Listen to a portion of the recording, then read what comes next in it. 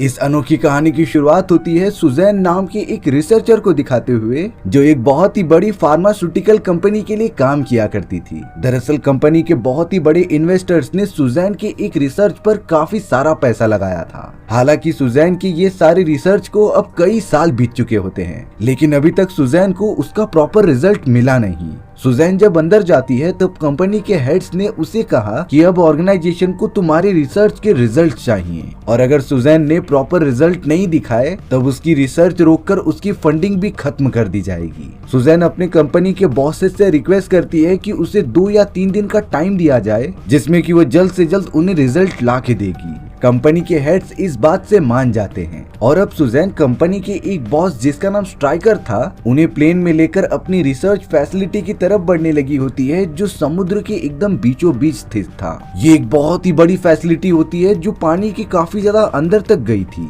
और इसे चलाने के लिए जो भी खर्चे आते थे वो स्ट्राइकर की कंपनी सुजैन को प्रोवाइड किया करती थी। सुजैन अब जल्द से जल्द स्ट्राइकर के साथ उस रिसर्च सेंटर पर लैंड हो जाती है, जहाँ पर उन दोनों का स्वागत एक बायोलॉजिस्ट जिसका नाम लिंडा था वो कर रही थी। लिंडा स्ट्राइकर को अब सारी चीजें बता रही होती है कि उनकी रिसर्च फैसिलिटी में आखिर किया क्या जाता है। स्ट्राइकर को सारी चीजें पता चलनी चाहिए, तभी जाकर वो इस रिसर्च फैसिलिटी को कंटिन्यू करने के लिए फंड्स प्रोवाइड करेगा। स्ट्राइकर अब पानी के अंदर एक आदमी को तैरते हुए देखता है जिसके चारों तरफ शार्क्स मौजूद थी, लेकिन ताज्जुब की बात होती है कि वो सारी खतरनाक शार्क्स उस आदमी को डैमेज ही नहीं पहुंचा रही होती हैं। पानी से बाहर निकलने के बाद वो आदमी अपना नाम गार्डर बताता है, जो यहाँ पर मौजूद सारी शार्क्स को ट्रेनिंग देने का काम किया करता था। लिंडा समझा रही थी कि ये सारी शार्क्स पालतू हैं, लेकिन जिन शार्क्स पर हम एक्सपेरिमेंट कर रहे हैं वो इनसे दुगनी और काफी खौफनाक है। स्ट्राइकर गार्डर से मिलकर काफी खुश होता है क्योंकि वो बहुत ही ज्यादा बहादुर था, और अब यहाँ लिंडा स्ट्राइकर को अंदर की फैसिलिटी के लेवल्स दिखाने चली गई थी।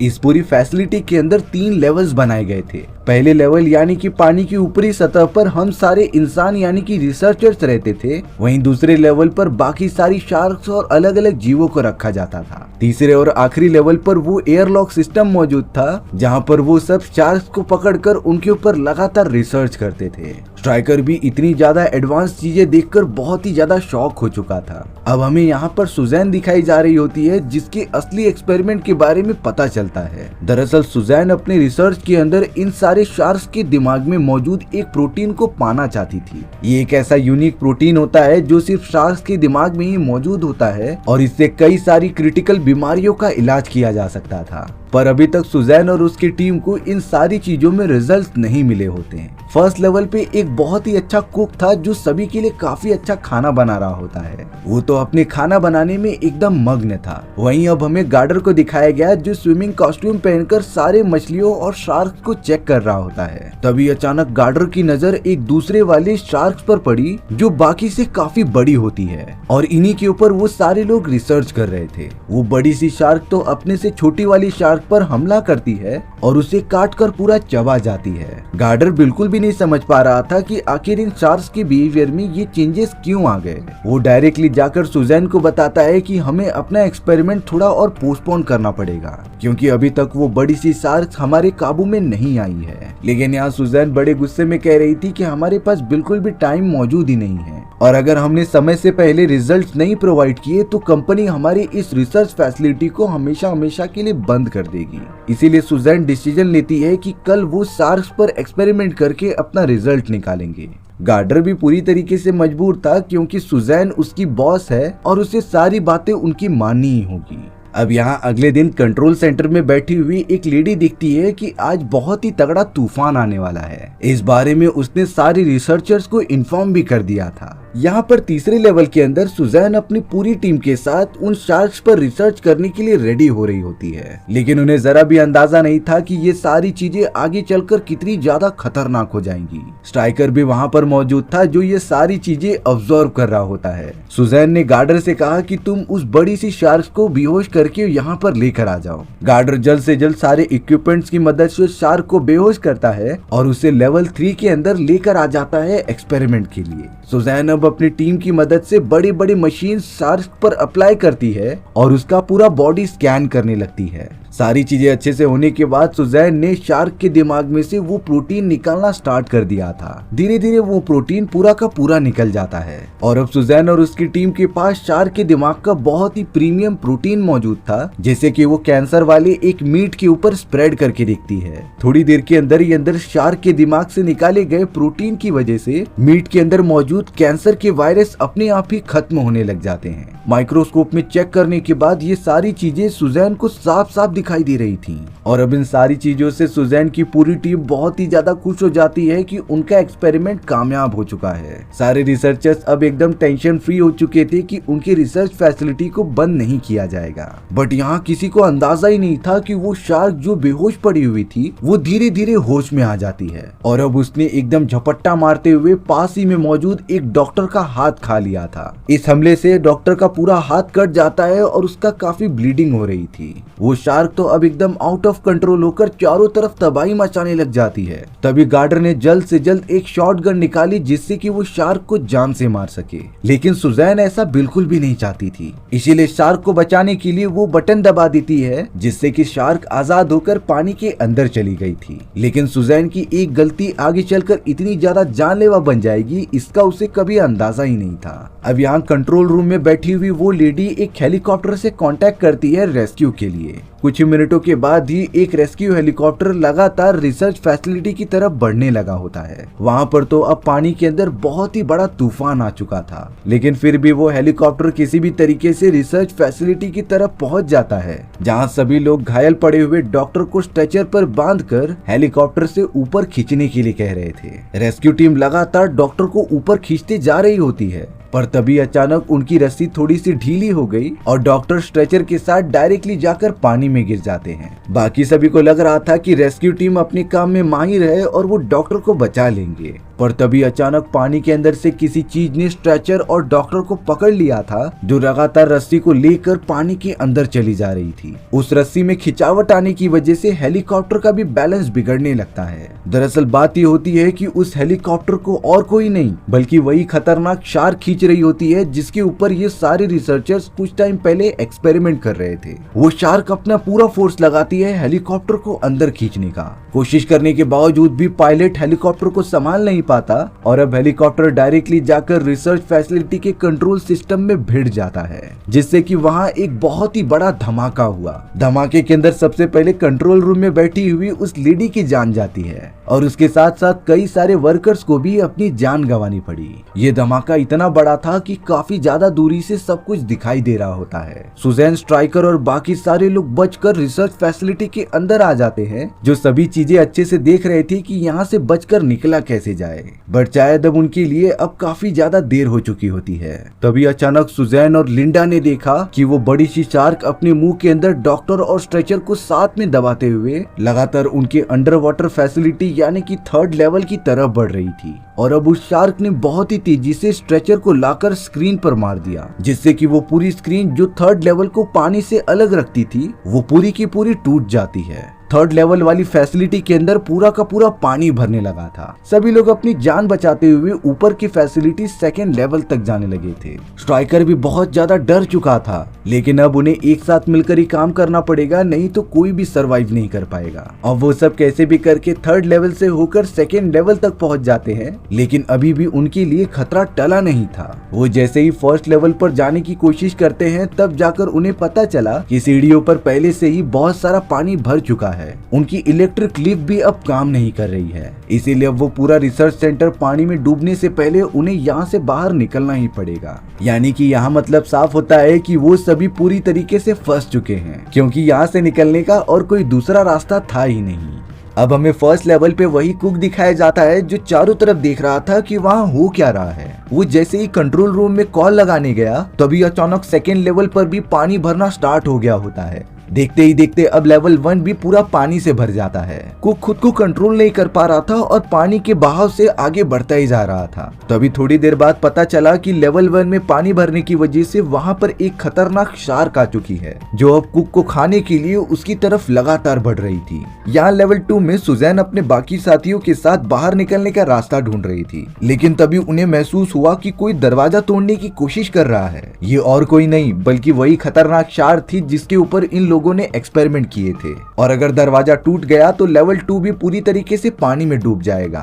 सुजैन, स्ट्राइकर और बाकी सभी लोग जो सेकेंड लेवल पर मौजूद थे वो सीधे जाकर एक छोटे से बंकर में छुप जाते हैं। जब तक वो सब इसके अंदर मौजूद हैं वो सेफ रहेंगे। लेकिन यहाँ स्ट्राइकर को बिल्कुल भी नहीं समझ रहा था कि आखिर ये शार्क इतनी एग्रेसिव कैसे हो गई। ये बात तो गार्डर को भी नहीं पता होती जो शार्क का ख्याल रखता था। तब जाकर स्ट्राइकर सुजैन से सारी सच्चाई पूछता है कि आखिर उन लोगों ने एक्सपेरिमेंट में क्या किया। बहुत ज्यादा बोलने के बाद सुजैन को सच्चाई बतानी ही पड़ती है। सुजैन कह रही थी कि हमें शार्क के दिमाग में से जिस प्रोटीन की जरूरत है वो बहुत ही ज्यादा कम मात्रा में मिल रही थी, क्योंकि शार्क का दिमाग बहुत ही ज्यादा छोटा होता है। इसीलिए मैंने और मेरे वैज्ञानिकों ने ये डिसीजन लिया कि हम जेनेटिक टेक्निक का यूज करके शार्क का दिमाग बड़ा कर देंगे, जिससे कि हमें भारी मात्रा में प्रोटीन मिल सके और हमारा फायदा हो सके। इन्हीं सारी चीजों की वजह से वो शार्क पहले से ज्यादा स्मार्ट और समझदार हो चुकी है। अब हमें फर्स्ट लेवल पे वो कुक दिखाया गया जिसका पीछा एक शार्क कर रही थी। वो कुक जल्द से जल्द किचन में जाकर एक जगह पर छुप गया था। एक शेल्फ पर चढ़कर उसे लग रहा होता है कि वो सेफ रहेगा।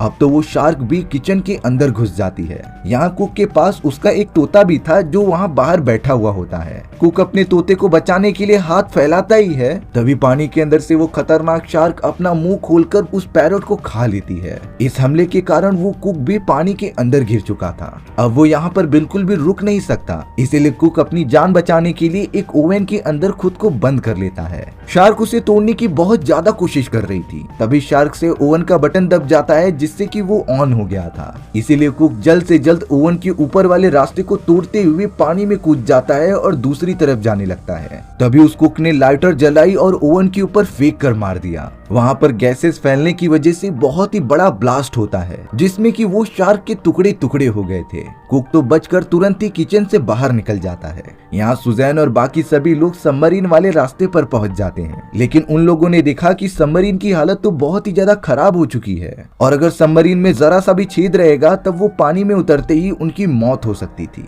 सभी को अंदाजा था कि सबमरीन की ये हालत उस धमाके की वजह से हुई होगी, बट अब उन्हें तुरंत सोचना था कि यहाँ से बचकर निकलने के लिए क्या करना पड़ेगा। एक इंजीनियर जो बहुत ही ज्यादा डर चुका था वो तो सुजैन से लड़ाई करने लगता है, क्योंकि अल्टीमेटली ये सारी चीजें सुजैन की वजह से ही हो रही थी। पर अब स्ट्राइकर उन सभी को समझाते हुए कहता है कि तुम्हें एक दूसरे से लड़ाई नहीं करनी चाहिए। इस सिचुएशन में तुम्हें एक टीम की तरह काम करना होगा और यहाँ से सही सलामत बाहर निकलना होगा। तभी अचानक पीछे सबमरीन वाले रास्ते से एक शार्क बाहर निकलती है और स्ट्राइकर को अपने नुकीले मुंह के अंदर बंद करके उसे पानी के अंदर लेकर चली जाती है। कई सारे शार्क ने तो स्ट्राइकर को बुरी तरीके से मार दिया था। ये इंसिडेंट बाकी लोगों के लिए दिल दहला देने वाला होता है, इसीलिए वो सब बिना टाइम वेस्ट किए लेवल 1 की तरफ बढ़ने लगते हैं, क्योंकि अब लेवल 2 में भी ऑलमोस्ट पूरा पानी भर चुका था। एक छोटी सी शार्क तो लेवल 2 में भी घुस जाती है, जिससे बचने के लिए वो लोग लगातार सीढ़ियों की मदद से ऊपर की तरफ जाते रहते हैं। गार्डर का मानना था कि अगर वो लेवल 2 का डोर ओपन कर देगा तब लेवल 1 का सारा पानी लेवल 2 में आ जाएगा।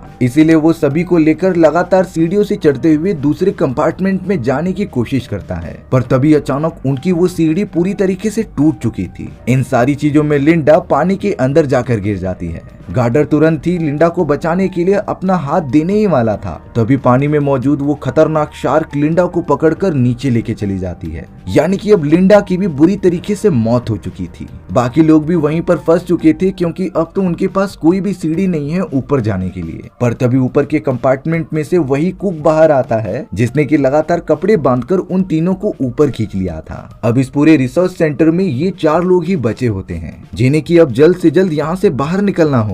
अब गार्डर बता रहा था कि हमें सीढ़ियों से पानी निकालने के लिए एक इलेक्ट्रिक पंप चालू करना पड़ेगा, जिससे कि सारा पानी वापस से समुद्र में चला जाएगा और तब सीढ़ियां खाली होने के कारण वो उसके ऊपर चढ़ के ऊपर की तरफ जा सकते थे। गार्डर अब इलेक्ट्रिक पंप को चालू करने के लिए इंजीनियर को अपने साथ लेकर पानी के दूसरी तरफ चला जाता है। वो दोनों लगातार आगे बढ़ते हुए उस बटन के पास पहुंच गए थे और इंजीनियर ने उसे तो ऑन भी कर दिया था, जिससे कि उस जगह का पानी धीरे धीरे खत्म होने लगा। पर तभी पीछे से अचानक एक और शार्क आती है जिसने कि इंजीनियर को अपने मुंह के अंदर पकड़ लिया था। देखते ही देखते शार्क ने तो उसके 2 टुकड़े कर दिए होते हैं। गार्डर तो अपनी जान बचाने के लिए वहां से तैरकर दूसरी तरफ निकलने लगा, यानी कि अब उनका एक और साथी मारा जा चुका है। गार्डर को कुछ समझ नहीं रहा था, इसीलिए वो सामने मौजूद एक दरवाजा ओपन करता है जिससे कि वो एक दूसरे कंपार्टमेंट में चला गया था। लेकिन इसके आगे कहां पर जाना है गार्डर को बिल्कुल नहीं समझ में आता।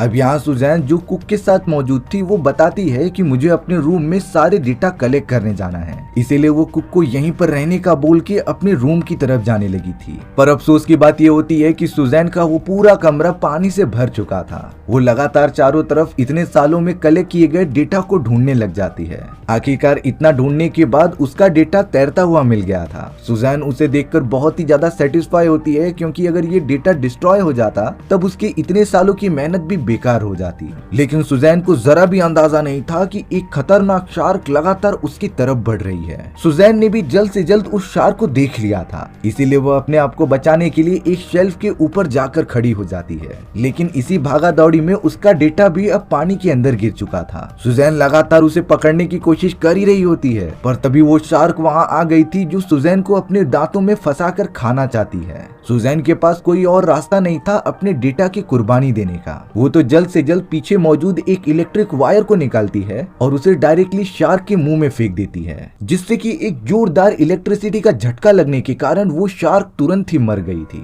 हालांकि सुजैन की जान तो बच जाती है, लेकिन जब उसने अपने डेटा की तरफ देखा तब इलेक्ट्रिसिटी के झटके की वजह से वो भी डिस्ट्रॉय हो चुका होता है। सुजैन के पास तो अब अफसोस करने के सिवा और कोई भी वे नहीं था। फिलहाल उसके लिए अपनी जान बचानी बहुत ही इंपॉर्टेंट होती है। अब सुजैन जल्द से जल्द आगे बढ़ने लगी थी अपने बाकी साथियों के पास। यहाँ गार्डर भी लगातार तैरते हुए फर्स्ट लेवल यानी कि कुक के पास पहुंच गया था। कुक जब गार्डर के साथ इंजीनियर को नहीं देखता तब उसे समझ में आ जाता है कि शायद इंजीनियर भी मारा जा चुका है। अब सुजैन, गार्डर और वो कुक तीनों मिल चुके थे जो लगातार ऊपर की तरफ बढ़ रहे होते हैं। पूरा रास्ता खाली होने के कारण उन्हें काफी आसानी पड़ रही थी ऊपर की तरफ जाने के लिए। थोड़ी देर के अंदर ही अंदर वो पानी के एकदम टॉप पर पहुंच जाते हैं। पर शायद यहाँ कुक की किस्मत अच्छी नहीं थी, क्योंकि अब उसके पैर को उसी खतरनाक शार्क ने पकड़ लिया था जिसका दिमाग काफी बड़ा हो चुका होता है। वो शार्क तो कुक को पानी के अंदर खींचती चली जा रही थी, लेकिन यहाँ कुक ने हार नहीं मानी। उसने अपना एक लॉकेट निकाला और शार्क के आंख में मारने लगा, जिससे कि शार्क को पेन होता है और वो उसे वहीं पर छोड़ देती है। गार्डर और सुजैन तो जल्द से जल्द कुक को पकड़ते हैं और पानी से बाहर निकालने की कोशिश करने लगते हैं। कुक के पैर में तो शार्क की वजह से काफी गहरा जख्म हो चुका था, जिससे कि सुजैन पट्टी बांध रही होती है।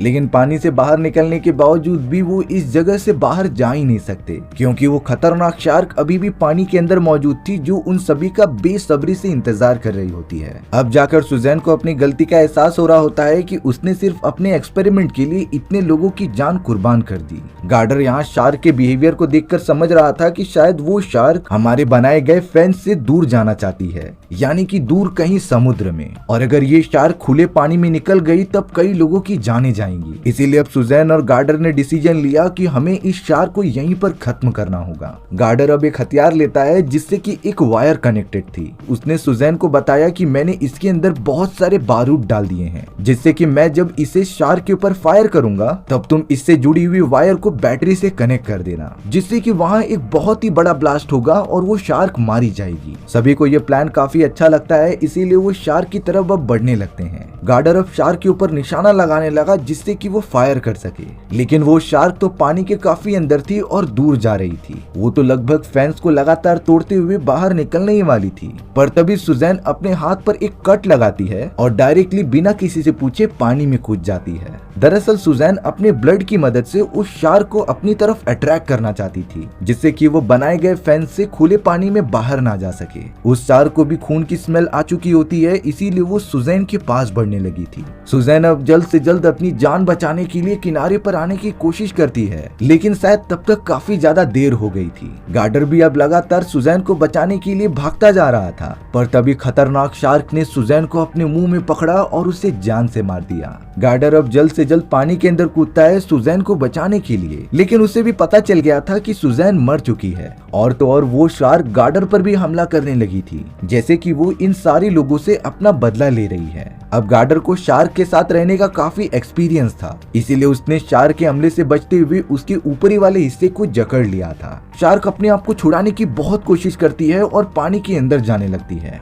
तभी उस नुकीले बंदूक के पास कुक पहुंच चुका था, जो उसे उठाकर निशाना लगाते रहता है शार्क के ऊपर। कुछ ही देर के अंदर अंदर कुक ने ठीक ठाक निशाना लगाया और शार्क के ऊपर फायर कर दिया, जिससे कि वो नुकीली चीज शार्क के बॉडी में घुस जाती है। गार्डर कुक से कह रहा था कि जल्द से जल्द उस वायर को बैटरी से कनेक्ट कर दो। गार्डर तुरंत ही अपने आप को शार्क से दूर करता है, पर अब शार्क तो फेंस तोड़कर बाहर की तरफ जाने लगी थी। लेकिन यहाँ कुक ने उस वायर को जल्द से जल्द बैटरी से कनेक्ट कर दिया, जिससे कि एक सर्किट पूरा कंप्लीट हो जाता है और शार्क के बॉडी में घुसे हुए वेपन के अंदर एक बहुत ही बड़ा ब्लास्ट होता है, जिससे कि उस बड़ी से शार्क के टुकड़े टुकड़े हो चुके थे। गार्डर भी किसी भी हालत में अपने आप को बचाकर किनारे पर आने लगता है। कुक गार्डर को जिंदा देखकर काफी खुश हो रहा था, क्योंकि वो दोनों आखिरकार अपनी जान बचाकर शार्क को मारने में कामयाब हुए और अब रेस्क्यू टीम कभी भी उन्हें बचाने के लिए आ जाएगी। इसी तरीके से हमारी ये चौंका देने वाली कहानी यहीं खत्म हो जाती है। सो व्यूअर्स, आपको ये स्टोरी कैसी लगी कमेंट सेक्शन में बताना भूलना मत। और अगर आपको मेरा एक्सप्लेनेशन 1% भी अच्छा लगा होगा ना, तो वीडियो को लाइक एंड चैनल को सब्सक्राइब जरूर कर देना। मिलते हैं इसी तरीके की मजेदार वीडियोस में, तब तक के लिए बाय बाय।